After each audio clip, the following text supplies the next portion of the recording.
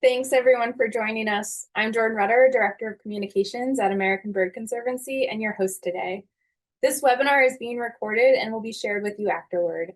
We'll be putting links in the chat, but in case you missed them, please know that we'll be sending an email to everyone who registered and it'll contain all of the links referenced today as well as a link to the recording.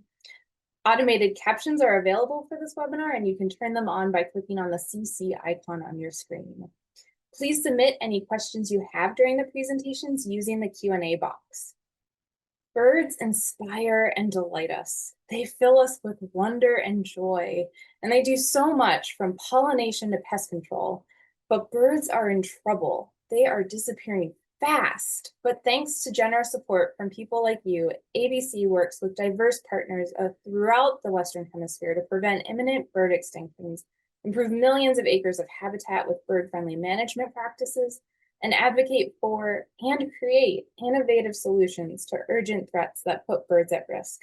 And together, we're achieving results. Over the past 30 years, ABC has conserved 3,000 bird species and 10 million acres of habitat for birds across the Americas. Because bird conservation works. Species and groups of birds have rebounded in the past decades, but there is so much more to do, particularly for seabirds, and American Bird Conservancy needs your help to do it. Seabird numbers are estimated to have declined 70% between 1950 and 2010. The consequences of this loss impacts not only ecological systems and fisheries, but also the cultural heritage of island and coastal communities. American Bird Conservancy's marine program is dedicated to reversing this trend and conserving seabird populations throughout the Western Hemisphere. So today, as you learn about how ABC is conserving seabirds and their habitats, please consider supporting ABC's marine program to help make these critical efforts possible. You can donate right now at abcbirds.org/marine or by scanning the code you see on today's slide with your phone. Thank you so much for caring about birds, and a special thank you to all of the ABC members and donors and supporters in the audience right now. You're making a difference for all wild birds and their habitats every day. So many of you have shared your locations with us, and it is so wonderful that so many of you are joining us from so many places. And for most of you, like me, I know it has been a hot summer already, and we deserve a break. Wouldn't it be amazing to soar for what seems like forever on a sea breeze, rest for hours on a windswept cliff, or dive deep into a chilly ocean right now? Well, we can all do that and more when we celebrate spectacular seabirds, some of the most incredible, most record-breaking, and very often most forgotten birds on the planet. And there's truly no one better to talk about seabirds than C. McKeon, ABC's Marine Program Director. C is a biodiversity scientist and natural historian focused on the conservation of marine ecosystems. He's also the ABC staff lead for this cohort of multi-species kinship fellowship, which means he's also in the perfect position to introduce you to all of the wonderful fellows that you'll learn from today. Welcome, C. Thank you, Jordan. I appreciate the introduction. And I welcome all of you and appreciate your presence as well. Thank you. So today we're going to be talking about seabirds, and we're going to be talking about people and their relationship. The seabirds are a tremendously diverse group, as Jordan alluded to. Everything from Aleutian terns to Zeno's petrels and all the entire alphabet in between. That group is artificial. So there are many different groups of birds in there. You know, penguins, you know, puffins and pelicans, albatrosses, frigatebirds. Many of these things are not actually related, but they share the habitat of the ocean. They also share being the most endangered group of birds in the world. And they're endangered through many man-created problems. So ocean plastics, industrial fishing, coastal development, introduced mammal predators, energy development in the oceans. All of these present problems for birds, for marine birds. And so ABC Marine has three programmatic pillars: creating safe havens or finding and protecting nesting spaces, creating win-win solutions for working with fishers, for working with energy, and then this idea of kinship. or increasing visibility and connections to human cultures and societies. And that kinship is an interesting thing, because how do you really promote kinship? What is kinship to begin with? I think of kinship as a relationship that goes beyond appreciation. And it's really an understanding of the deep connections between humans and seabirds. But how do you restore kinship? How do you actually go about promoting that idea? We can start with appreciation. Seabirds are amongst the largest of birds as well as the smallest, in that the great albatrosses are nearly eye to eye when you look at them on the ground. And certainly they have the capacity for travel on a human level. So a single albatross, a single royal or wandering albatross, can circumnavigate the globe in just a few days, only matched by humans. And there's a lot to be said about the shared perspective between seabirds and humans on the ocean. So we both enjoy this perspective going at about 20 miles an hour, a couple feet off the water. Nothing else shares that perspective. Only seabirds and humans. There's a lot to be admired. Um, Frigate birds, for example, can stay aloft for years, drink from clouds. Gadfly petrels can chase hurricanes. These birds have been integrated into human society and human culture for millennia. And the heart of that has been in maritime cultures. Worldwide, maritime cultures cultivated relationships with seabirds. If we think about the Vikings in the North Atlantic, they had a soft spot for eiders and would actually put eider nest cavities in their walls. The great navigators of Polynesian and Micronesian cultures used seabirds and related with seabirds as they found their way across the Pacific Ocean.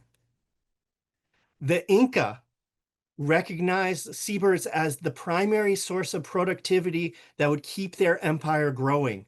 So much so that to step foot on a guano bird island was to was rewarded with death. It was the world's first marine protected areas, if you will.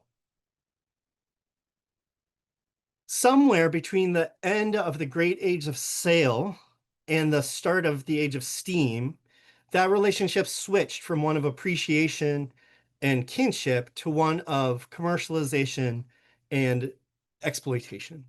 So this is a Laysan albatross sitting on Laysan Island, surrounded by eggs that have been collected for commercial use in Honolulu. We literally destroyed most global seabird populations. But there's still time to recover. There's still a chance. Perhaps the largest problem that they face is being all but invisible. Most people don't spend time on the open ocean. Most people view seabirds as invisible. There are no backyard bird feeders for seabirds. There are no bird houses that you can put up to attract penguins or puffins to your yard. So they've got a problem. So I think about this a great deal. I think about the problem of how do we restore that idea of kinship with seabirds? And one way to start that process is to really amplify the voices where the kinship can still be found. And that's what our presentation is about today. Who remembers that perspective? Who remembers that kinship? Wind and wave athletes do. They know that the pelicans along the coastline surf the same waves that they do. You can see it in the motion. Who else does? The poets, the songwriters, they remember seabirds. They remember them enough to be inspired by them. Same is true of visual artists. So much so that in almost any photo or almost any image created of a tall ship, you will see seabirds conveying motion, relaying the emotional connection to the ocean.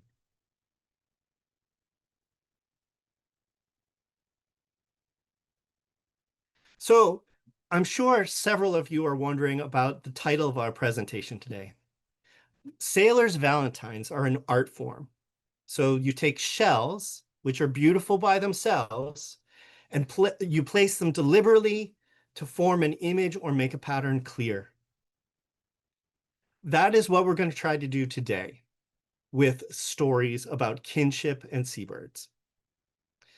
Today, we're honored to bring you some of the storytellers that are helping us to restore kinship with seabirds and the ocean.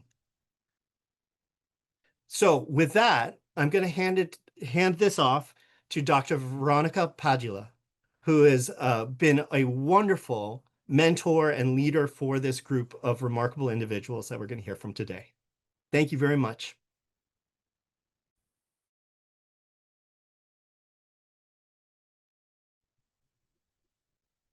Hi, everyone. I am honored to be here today and so excited to share stories from our Seabirds and multi-species kinship cohort.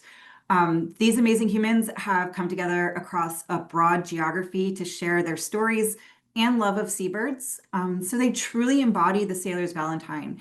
Each of their stories beautiful and compelling on their own, but when they come together, they have an even more amazing gift to share with you. And I am going to share my screen. So as the first step in the creation of our Sailor's Valentine, I want to offer up this sea urchin shell and my own very short story of seabirds and kinship. A little bit about myself. I have been studying seabirds in Alaska for the past 20 years. And in the last 10 years, I have specifically worked with seabirds on St. Paul Island, which is located in the Bering Sea region. It's a very special place to me. And as I told C when we first met, St. Paul has been a prominent character in my story for the last decade. Arctic seabirds, such as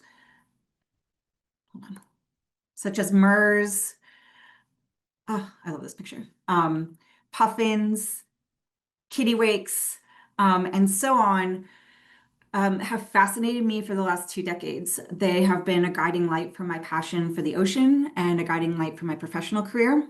They are beautiful, resilient, and for lack of a better way of saying it, entertaining. When I sit atop the cliffs on St. Paul Island in a seabird colony, which is often like a multi-species seabird colony, it brings me great joy because the chorus of these birds sounds like laughter. And it's often made me wish I was in on the joke or wonder if they're laughing at me. Could be either or both.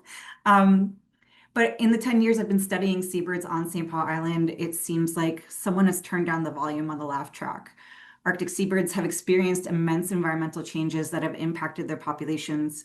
And my job as working for the tribal government of St. Paul Island has been to conduct research that helps us better understand the underlying causes of population declines and utilize what we learn to help protect seabirds from further declines.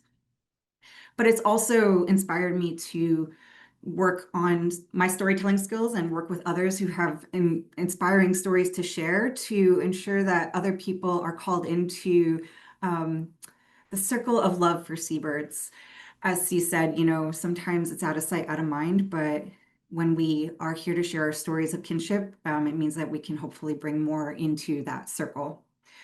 So while fighting to protect seabirds is not exactly easy, I'm heartened by the fact that there's so many people that care so deeply about seabirds and what they mean to us as kin. So this cohort of amazing humans you're about to hear from has brought me great joy with their stories, and they give me hope for the future of seabirds. And I said I was going to keep it short. So with that said, it gives me great pleasure to introduce you to the first member of our cohort, Ollie. And I will end that here.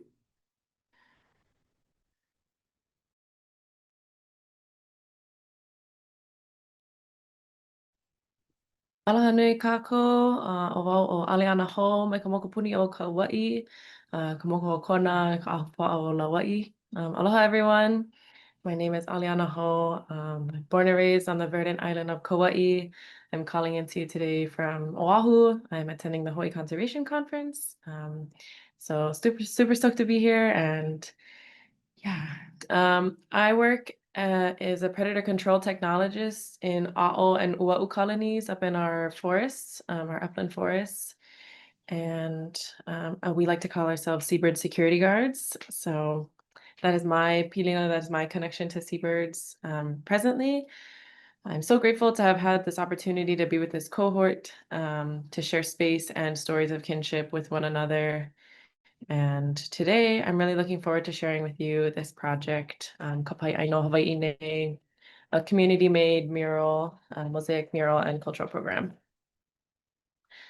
So this program is in collaboration with my mom, Kat Ho. She's an experienced mosaic artist and art teacher. She's led the creation of 5 other murals across Kauai and has been dreaming of this project, its design, and what it stands to represent since 2016, when managers at the Kilauea Point National Wildlife Refuge reached out and asked her to create a mural for their brand new retaining wall. The mural depicts the submarine topography of the entire Hawaiian Island chain, from Holaniku to the emerging seamount Kamaehua Kanaloa, connecting us here in the High Islands to the Kupuna Islands, or the ancient islands of Papahanaumokuakea Marine National Sanctuary. As most of us will never get that opportunity to physically visit these spaces and these sacred islands, my mom wanted this mural to spark a deeper understanding of their abundance and instill a sense of responsibility to learn and care for them. 80 feet long and 4 feet tall, the mosaic features constellations important for traditional navigation, our native seabirds, and an underwater through line that connects all of our islands. The mural is to be installed at Wawoni Point on that retaining wall that leads thousands of visitors out to the lighthouse every year. This location presents viewers with an opportunity to touch and grasp the scale of our island chain, as well as our inherent pilina, our inherent connection to all of these islands, all while being surrounded by an abundance of seabirds. Kilauea Wildlife Refuge is home to one of the largest populations of nesting seabirds in our high Hawaiian Islands and provides us with insight into the future as those lower-lying islands of Papahanaumokuakea start to recede into the ocean, and the millions of seabirds that call those islands home will begin to seek new homes alongside of us. And so now that we're a little familiar with the mural and its installation location, you might be wondering, how do you make an 80-foot mosaic? And if you have the answer, you better let us know, because we're still trying to figure it out. But with an unimaginable amount of support from Carol Yotsuda and volunteers from the nonprofit Garden Island Arts Council, our work so far has consisted of community workshops that feature lectures from cultural practitioners and then hands-on mosaic work. We've had 21 workshops over 7 months and have hosted over 300 participants all across Kauai. The cultural lectures were designed to ground participants and elevate our understanding of the importance of our relationship to Papahanaumokuakea. In these workshops, we featured over 10 different cultural practitioners from various teachings and life paths, and each guest speaker shared their unique perspectives and relationships to the sanctuary. Some shared stories of their time spent in Papahanaumokuakea doing restorative work. Some shared about traditional navigational tools used to guide our voyagers out to sea and back home again. Some shared about the plants that are found nowhere else on Earth, and some shared their relationship and their experience getting to work with seabirds to create cultural tools and ceremonial tools. Our primary presenter and cultural collaborator in this project has been Kumu Kihaulani Kekua. She's a kumuhula that is skilled and studied in the saga and mele of Hi'iaka Ikapoliopele. And so she shared these stories and taught a mele at each workshop that she presented. That's connected participants to the richness of Papahanaumokuakea. One mele that Kumu shared is this mele ko'ihonua, a genealogical chant describing the birthing of islands by Papahanaumoku and Wakea, for which the National Marine Sanctuary is so aptly named. O Akea nohoia Papahanaumoku.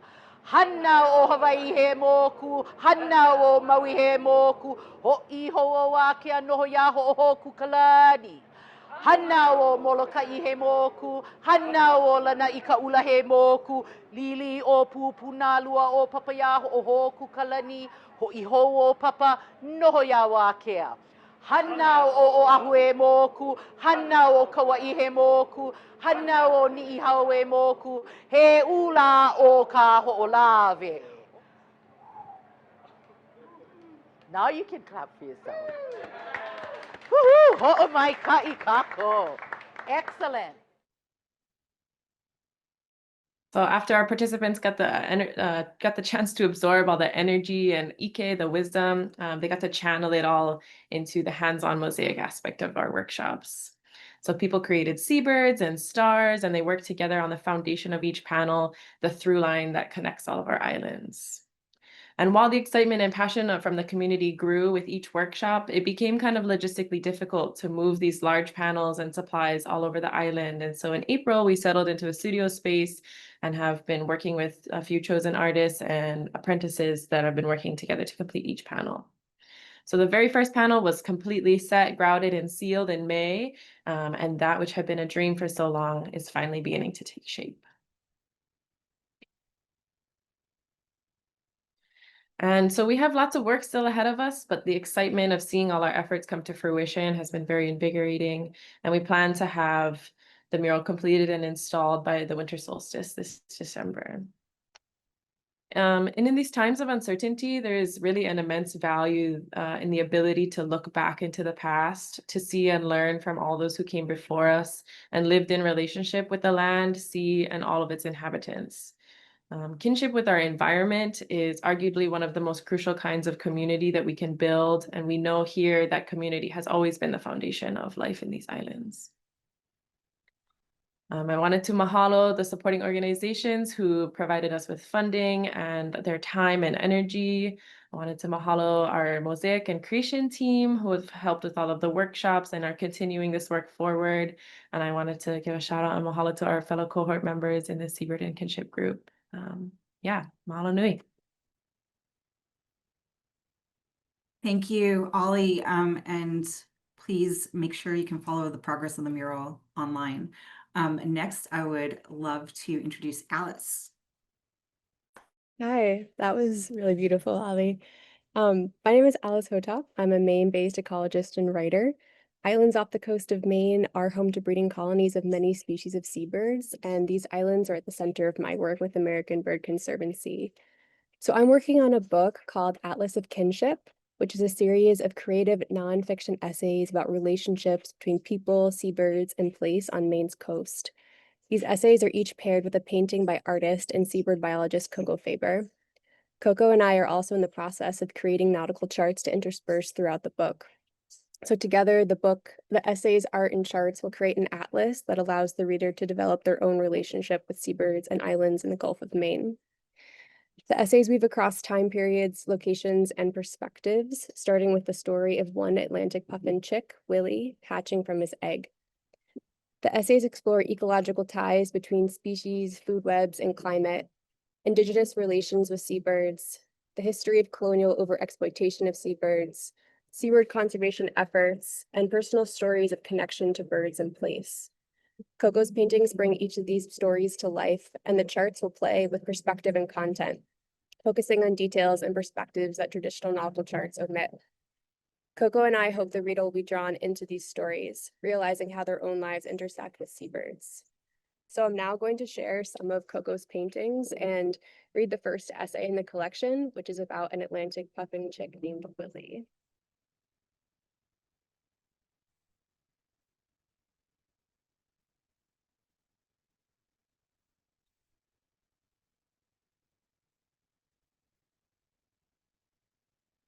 Willie, a 23-year-old Atlantic puffin, was first banded as a puffling in the summer of 2002.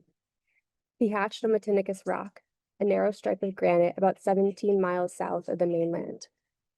Earlier that summer, he had cracked through the shell of a pale, ovate egg, just bigger than the chicken eggs in your fridge or out in your coop. His tiny shell had provided shelter and nutrients for his developing body for about 40 days.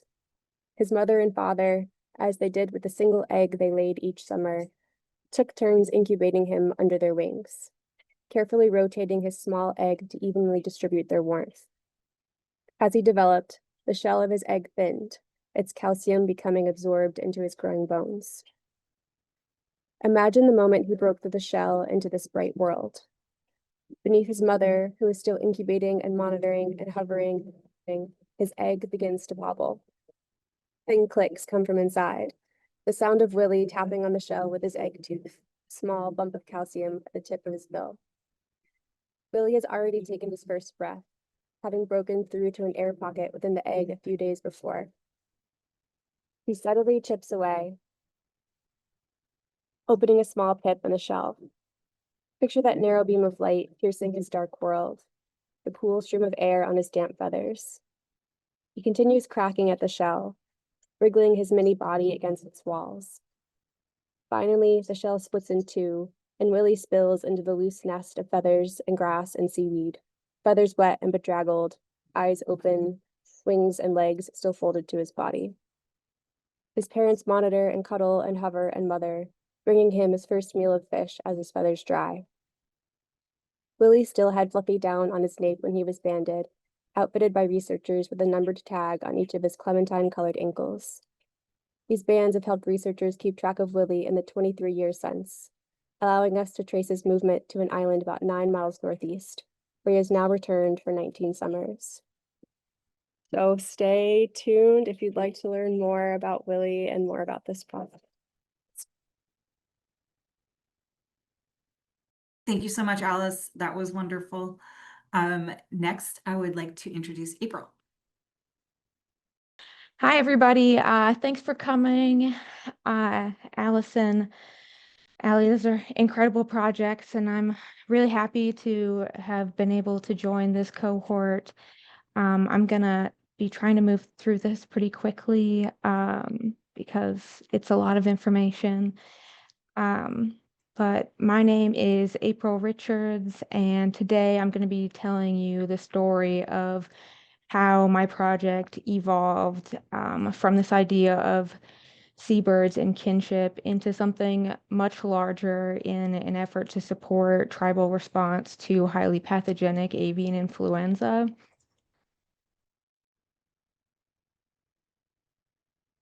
A little about me. I am a fisheries biologist based out of New Orleans, and I received my master's degree in conservation ecology and environmental justice from the University of Michigan. Even though I spend all my time working with and thinking about fish, I have not been able to help myself when it comes to developing an interest in seabirds because of the relationships I've been able to witness between tribal and commercial fishers and seabirds with the application of local and traditional ecological knowledge to tell of ecological conditions, as well as just companionship and an interdependence. And so that's how I found myself here with ABC. In the past, I've also worked with the Native American Fish and Wildlife Society. And so in developing my project, I reached out to NAFWS and some old colleagues, and we were thinking about trying to make a tool to support their goal of assisting tribes in self-determined fish and wildlife management. And so they became the hub for this resource website, as well as provided a ton of expertise and facilitated communications with just almost everybody that I spoke to. A very, very quick overview. Highly pathogenic avian influenza are very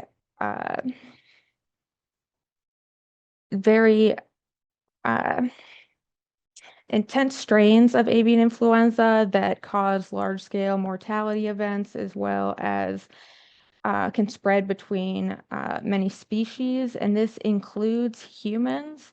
And while currently the human health risk is considered very low, we're also looking at this post the global COVID-19 pandemic, and so that just intensifies the concerns about cross-species transmission and human health and the impacts of that to people's livelihoods and subsistence, hunting and fishing, and people's culture and relationships.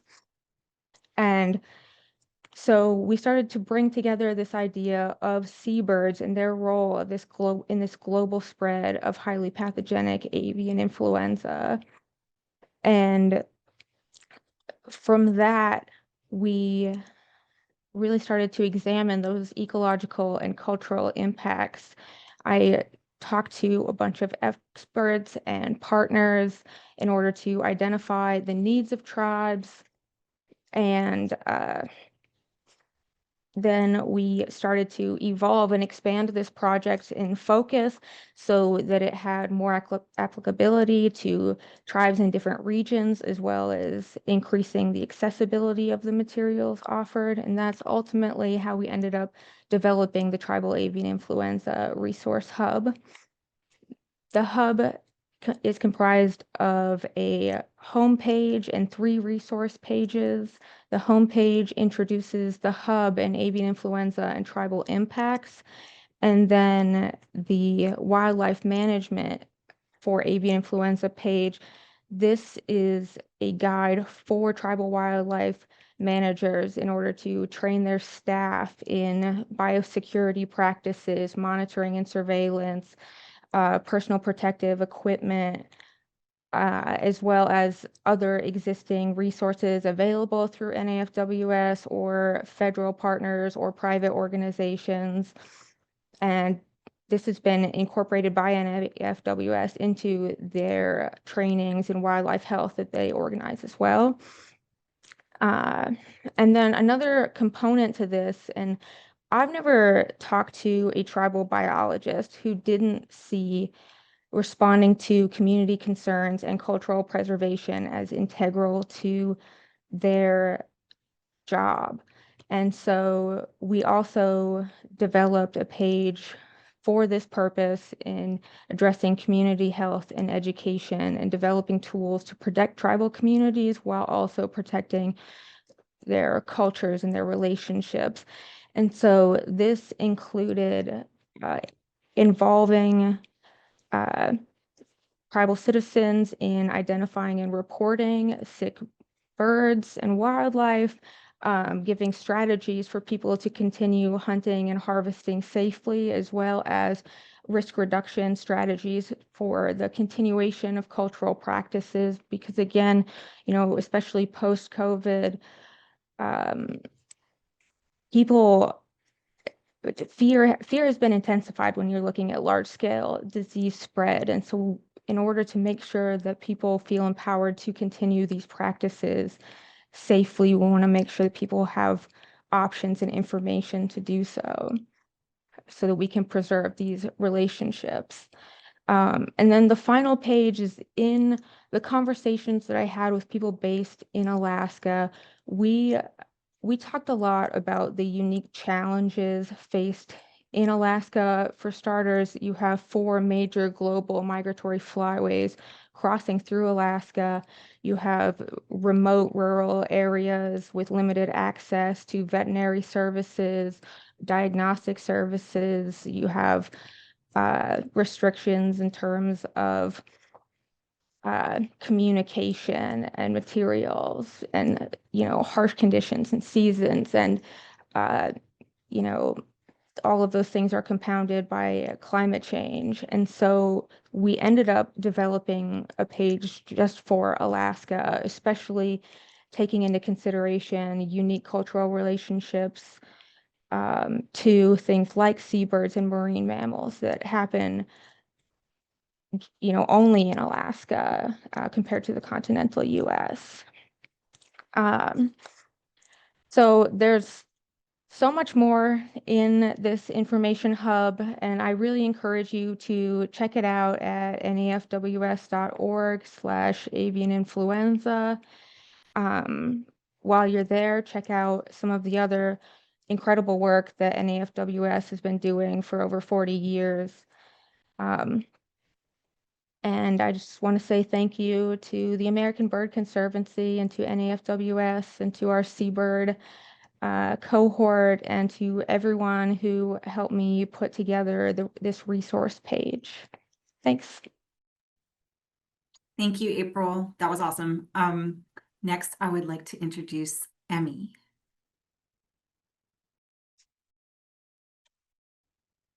Thank you so much. And hello, everyone. I am very grateful for the opportunity to share about our project, Mujeres y Agua in Spanish, or Women in Water in English, which I realized this year through the Seabird and Kinship Fellowship. And first, I just want to say thank you so very much. It was so special to be part of this incredible cohort. Thank you, Veronica, for facilitating, and everyone at ABC, especially C, for this opportunity. To be honest, I knew very little about seabirds, let alone birds generally, before joining the fellowship, but that was really my intention. Together with the young women in our all-girls surf science and storytelling summer program, I really wanted to cultivate a better relationship with the seabirds along our coast here in northern Peru, especially the near-threatened Peruvian pelican, embodying them through learning to ride waves. And plot twist, our project did not go as planned, but actually it did make an impact beyond my wildest imagination. So I am a formal professional surfer turned social ecologist and community-based researcher, and I work with young people to shape sustainable futures that fulfill their aspirations while nurturing the well-being of their rural fishing villages. And I do this through a small but mighty nonprofit that I co-founded with my partner called Coast to Coast, where we weave investigation, imagination, and immersion together to help young people build caring relationships with their social ecological surroundings through the power of enchantment for epic futures. And so we support students in gathering, illustrating, and mobilizing intergenerational knowledge for health, food, and conservation in the form of their own personal stop motion animations, photo series, murals, comics, maps, and more. And we also use ocean play, surfing, swimming, and community-led marine monitoring tools as a way to cultivate these meaningful relationships with self, peers, and the aquatic environment through experimental learning. And the secret sauce to all of this is awe, wonder, enchantment, which studies show has the power to generate more feelings of connection, mutual support, joy, and kinship, including with other species like seabirds. So while we work with youth in fishing communities around the world, our home base is here. This is my current location, and it's a fishing village called Lobitos in the north of Peru. And our Women in Water program is all about providing a safe space in the context of a machismo society for girls to express themselves outside. So they get to know themselves through wild nature play, but also cultivate this caring cultural relationship, like a supportive sisterhood outside again. And caring for their surroundings as well, especially in places that are primarily male dominated, like the ocean, whether it's fishing or surfing. So the girls have the opportunity to build inner and outer strength, connecting with this space, actually taking up space. And our vision this year through the Seabird and Kinship Fellowship was that the girls could get to know other species, like seabirds, through riding waves, really like kinship through embodiment. However, this is where the plot twist comes in. A week before we were about to begin this 8-week summer program, and an ocean-based program, our community was hit by an oil spill that really devastated our coastline. We as a community protested against the government-owned oil company, and we ended up in a state of emergency that essentially closed the ocean due to contamination levels over 3 months. A week after the oil spill, a huge storm hit our town, and within half an hour sank half of the fishing boats in our community. And actually local surfers used their swimming skills to go rescue fishermen from their boats. So given this context, we needed to radically reimagine our project. And I asked the girls what they thought we should do instead. And the girls said, well, if we couldn't surf like pelicans, then maybe we could just feel comfortable in the ocean like them. And this is when we realized that although our girls felt safe with a surfboard as like a large floating device, most of them actually didn't know how to swim and had a huge fear of the sea. So as the ocean was off limits, we piled the girls into minibuses, and we headed to a local swimming pool. And this was actually the first time the majority of our girls had actually been in a swimming pool. So we first started just feeling safe, trusting this aquatic environment. and learning to dive into the water or even just float on top like a pelican might. And outside the pool, we practice movements, not quite embodying the same wave riding sensation as pelicans, but just moving our bodies, feeling free without judgment on the beach or also in the classroom. And then we also did workshops. So we learned about pelicans' life histories, focusing on the two pelicans along our coastline, the Peruvian pelican and also the brown pelican, learning everything about them from their geographies, also their conservation status, and then curious facts about them.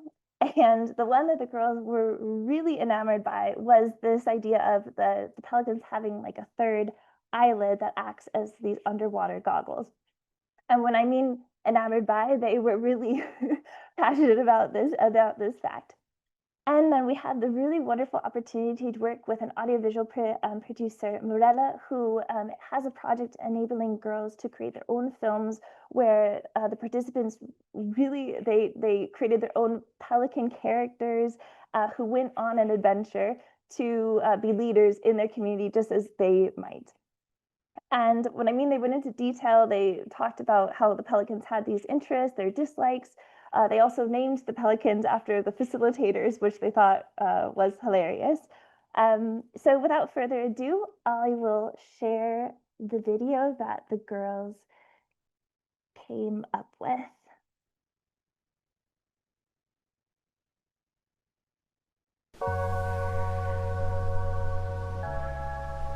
Qué lindo está el día. Sí, es un buen día para volar. Emi, tú dices esto porque estás enamorada. Cuando estás enamorada, todo es lindo. Oigan, chicas, ¿han visto? Hay algo muy oscuro en el mar. Oye, sí, huele un poquito raro. No creo que sea nada. Voy a bajar a comer un pescado.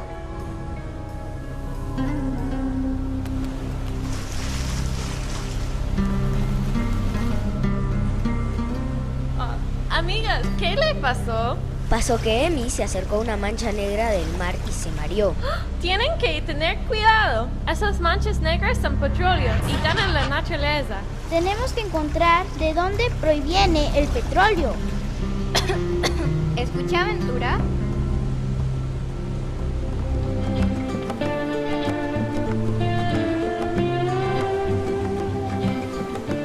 Nos estamos acercando cada vez más.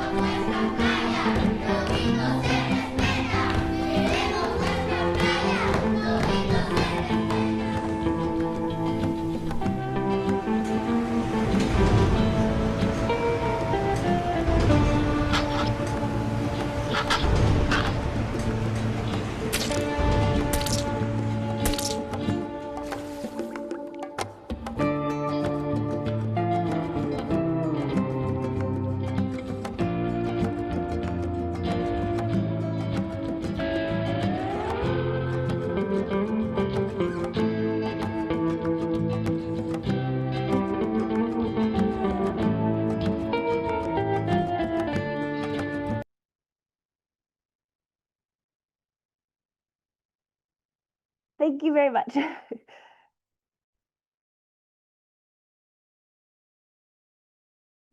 we go. Thank you, Emi. That was awesome. All right, last but not least, we have Maria. Hello, everyone. My cheeks are not smiling. My cheeks are hurting from smiling at that video. I'm going to share my screen. Can I get confirmation that it looks okay? You're good. Good? Okay, great. So hello, everyone. Hola. My name is María Isabel Dabrowski, and I'm so glad to be here with you all today. Before I begin, going just north up the coast from Peru to Ecuador, I'd like to thank Namal, C, and Veronica for their mentorship and their excitement that this is only the beginning of big things.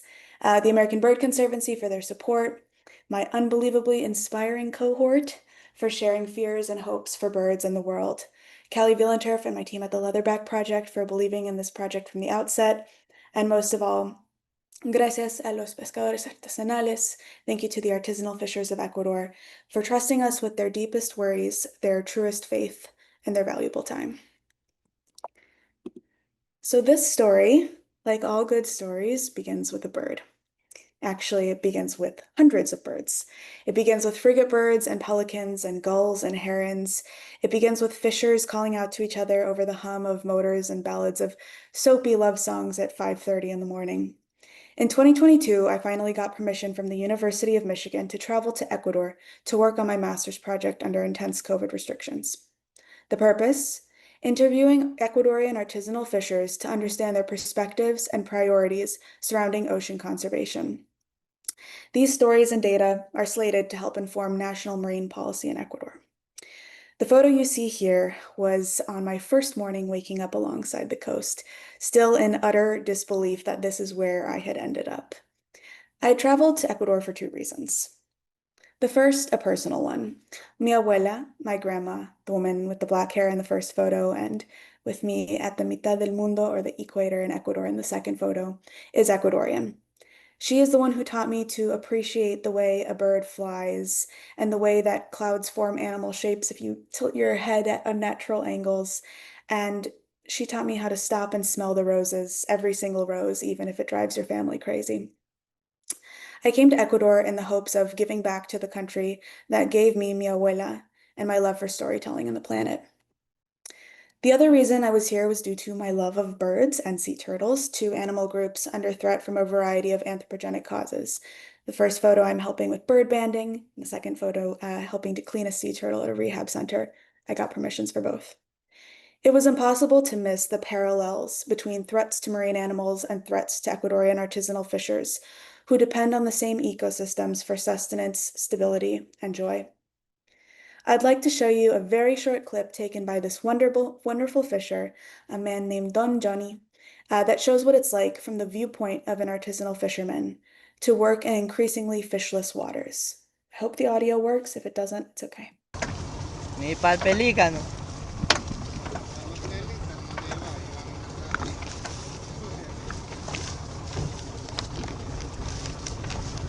De la realidad del pescado artesanal.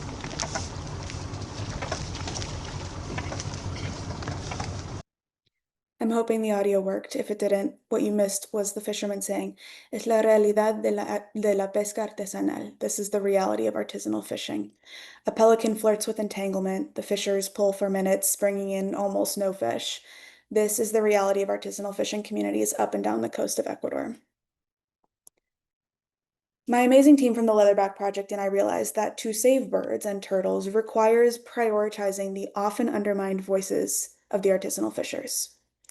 So we collected their stories and their perspectives, sharing laughter and sometimes tears with them from the hammocks during lunch breaks. The rest of this presentation is a series of photos taken with consent from the fishers or ethically for the birds, to be woven into a long-form photojournalism piece that I'm developing thanks to the American Bird Conservancy. This piece will be released within the next couple of months, so stay tuned. As I flip through these photos, I urge you to think of those intertwined journeys of fishers and birds. Seabird populations are dwindling rapidly. More fishers are abandoning their nets and trying to eke out a living in the city. Thousands of years of kinship, a two-way street of knowledge and experience sharing between birds and fishers, is at risk. We've monolithized both groups. We've seen just a bird, or that is a group of fishers, they're just fishers. Nameless groups of birds, nameless groups of fishers. The human brain loves to group and box, but what we risk losing in that process of grouping and boxing are the myriad barriers, hopes, motivations, and dreams of each individual, whether fisher or bird. These photos and this collection of stories hopes to challenge those monoliths. And so, knowledge without action can breed hopelessness and apathy. No matter where you are in the world, whether you're by the ocean or not, I'm not currently by the ocean, sadly, what is it that you can do? I have some ideas. First, center people and communities in conservation by understanding their motivations and values to deconstruct the monoliths that we've created. Governments often think about only wildlife in conservation, excluding humans from the equation.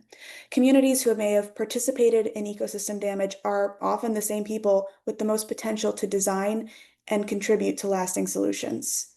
We need to flip the conservation model and listen and learn from communities closest to the environmental issues. It's important also to support leaders who prioritize this.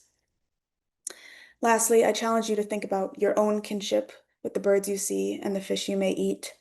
Think about how to repair or strengthen these relationships, because kinship adds a depth to the way we exist within ecosystems and motivates us to continue to take action when things look dire.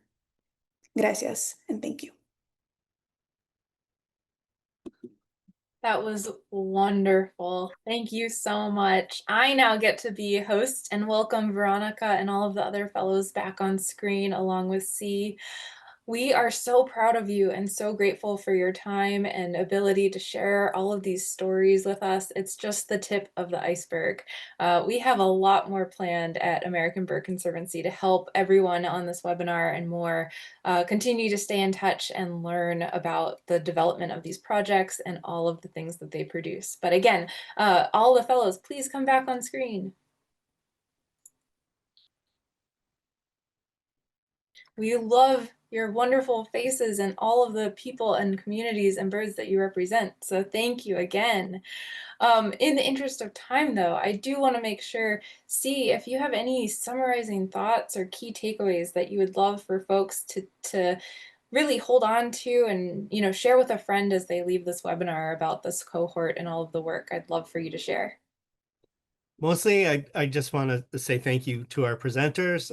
This was an extraordinary opportunity for American Bird Conservancy to get your perspectives, to get your talents, to get your energy and enthusiasm as we look towards a future filled with seabirds and healthy oceans. So thank you very much.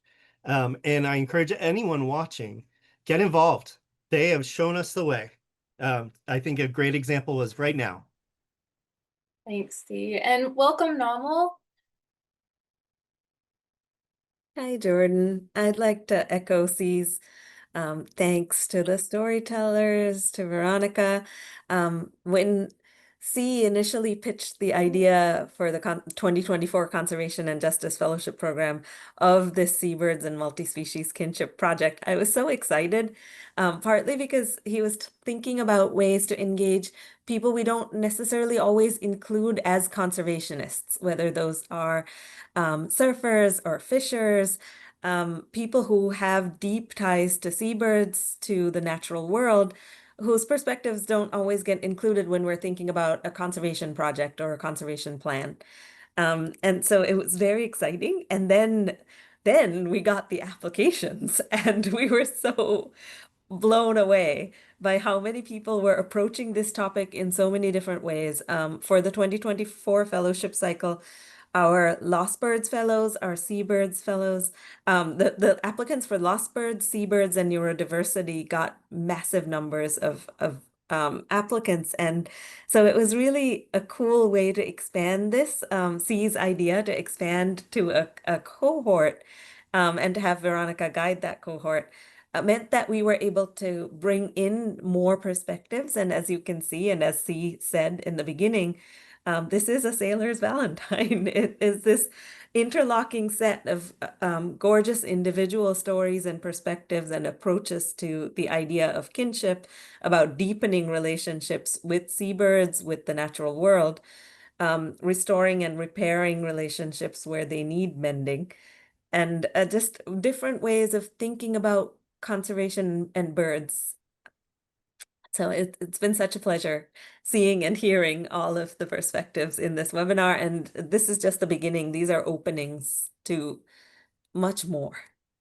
Absolutely, Namal. As I mentioned, we have a lot planned, especially just from communications, to work with these fellows and all of their work. So definitely stay tuned. And as we run out of time here, I want to give all of the fellows one last opportunity. I want you all to share very quickly, what is one thing that you hope that everyone watching this webinar will take away and share with a friend? And we'll go in order of the presenters. So Veronica, do you want to kick things off?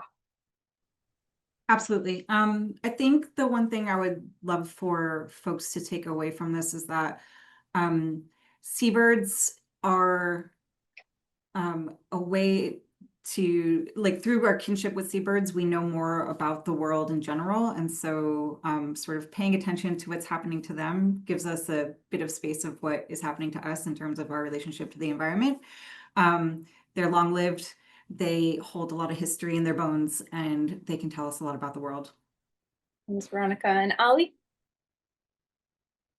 Yeah, I think I'd like for everyone to take away this idea that conservation is about kinship and that you cannot really have one without the other. It's so important to have a reciprocal relationship with your environment and your surroundings, because nature is not stagnant and neither are we. And that is the best way to move forward. Thank you. Alice? Yeah, thinking about how no island, whether that's a physical or metaphorical island, is truly isolated, and everything that's important for the well-being of these communities is also being of birds. Thank you. And April?